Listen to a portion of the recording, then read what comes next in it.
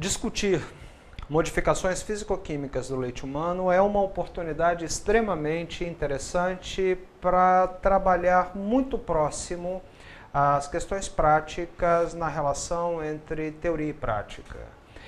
Uma das questões que vocês podem estar se perguntando, ou deveriam pelo menos estar se perguntando, é por que discutir modificação físico-química?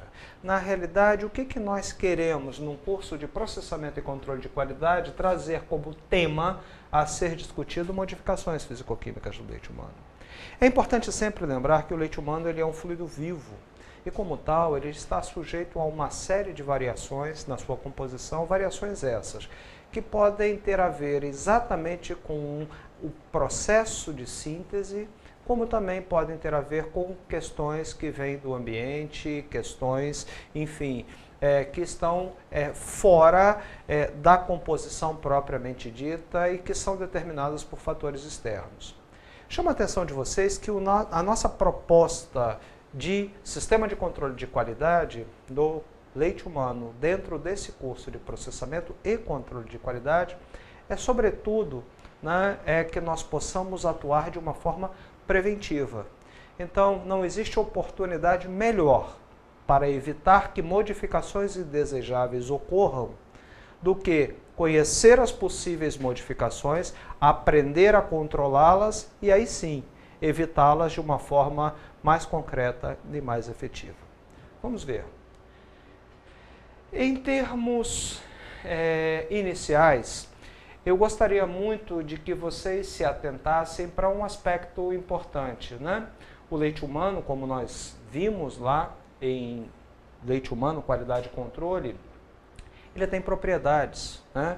Ele tem propriedades que são cor, ele tem sabor, que se traduz como flavor, ele tem densidade, ele tem viscosidade, ele tem osmolaridade, ele tem o seu próprio ponto de congelamento, ou seja, ele tem um conjunto de propriedades físico-químicas que são literalmente dependentes do quê? Da sua composição. Essas propriedades, né, que são decorrentes da natureza, da composição do leite, elas podem ser alteradas caso ocorram mudanças nessa composição. Nossa proposta é, portanto, entender mais uma vez o significado dessas propriedades e como elas se relacionam de forma intrínseca com a composição.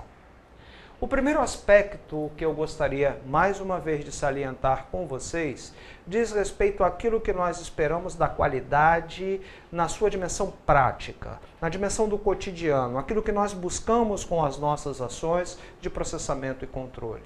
A qualidade, na realidade, ela não pode ser encarada como algo que é meramente casual, né? Algo que aconteceu porque assim o foi.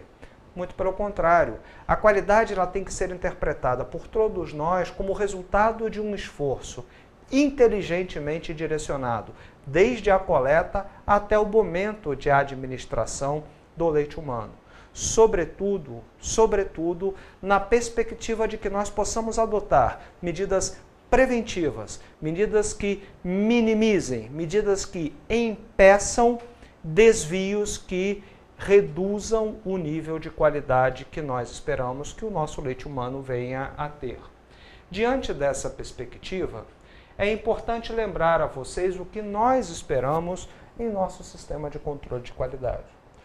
O que nós esperamos com todos os conjuntos de técnicas e de procedimentos que nós utilizamos? O que nós esperamos ao reforçar a importância do respeito aos protocolos é operar com um sistema de controle de qualidade que seja capaz de compatibilizar essas duas variáveis, normalmente incompatíveis, mas não no nosso caso. É poder aliar rigor, elevado nível de rigor, com um mais baixo custo operacional possível. Que nós sejamos capazes de trabalhar com um elevado grau de exigência, mas sem necessariamente ter que elevar também o custo operacional. Como é que a gente consegue fazer isso? Como é que nós conseguimos compatibilizar essas duas dimensões normalmente tão incompatíveis? Trabalhando com esses elementos centrais, ou seja, trabalhando com a perspectiva de ampliar a confiabilidade do meu sistema. que significa ampliar a confiabilidade do meu sistema?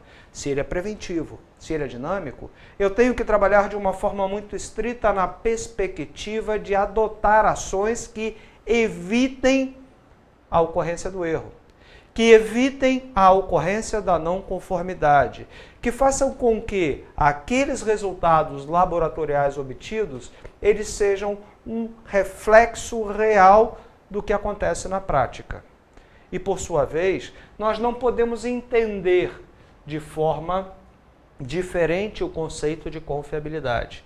A confiabilidade dos meus procedimentos, do respeito às normas, do respeito à técnica, ela tem que estar muito, muito, muito justa ao exercício do nosso protocolo. O nosso sistema de controle de qualidade, ele tem que ser preciso. Ele tem que ser capaz de oferecer o mesmo tipo de resposta sempre que praticado. Por exemplo, se eu tenho um procedimento de obtenção higiênico-sanitária de leite humano que diz respeito à coleta, no processo de extração do leite humano, no qual os frascos devem ser previamente lavados, esterilizados, higienizados, que todos os utensílios que entram em contato direto com o leite sejam submetidos ao mesmo processo, com o mesmo grau de segurança, eu preciso ter algum indicador ali na rotina que me permita assegurar que aquele frasco, que aquele utensílio, que aquele acoplador de mama realmente é capaz de responder com essa expectativa de qualidade. Um outro aspecto importante é a sensibilidade. Sensibilidade diz respeito quase que ao meu limite de detecção. Sensibilidade diz respeito ao coeficiente de variação, por exemplo, que eu posso adotar em uma técnica laboratorial. Se faço uma determinação de acidez, eu preciso que a minha determinação de acidez tenha uma precisão de 0,1 grau Dornick. Quando eu faço o controle de temperatura do meu processo de pasteurização, que tem que ser conduzido a 62,5 graus centígrados no ponto frio do frasco que está sendo pasteurizado, ele tem que ser realmente 62,5 e não pode ser 62,3, nem pode ser 62,8, porque daí depende a letalidade térmica de micro-organismos potencialmente patogênicos que teriam o risco de sobreviver ao processo e infectar a criança que consome o produto. Portanto, os meus indicadores têm que ser de um grau de sensibilidade compatível com aquele procedimento que está sendo conduzido naquela etapa do processamento ou do controle de qualidade. O que seria execuibilidade?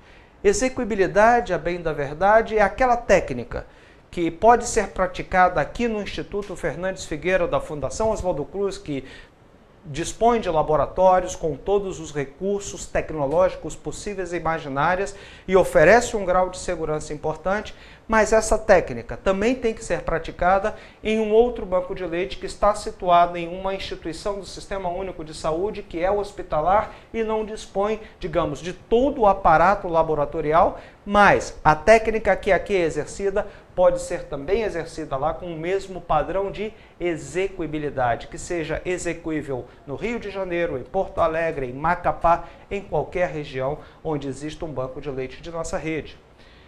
Por sua vez, tempo de resposta. Eu não posso esperar 45 dias para saber se o leite humano vai ser consumido, poder ser consumido ou não. Eu preciso da resposta o mais rápida possível porque a criança precisa ser alimentada.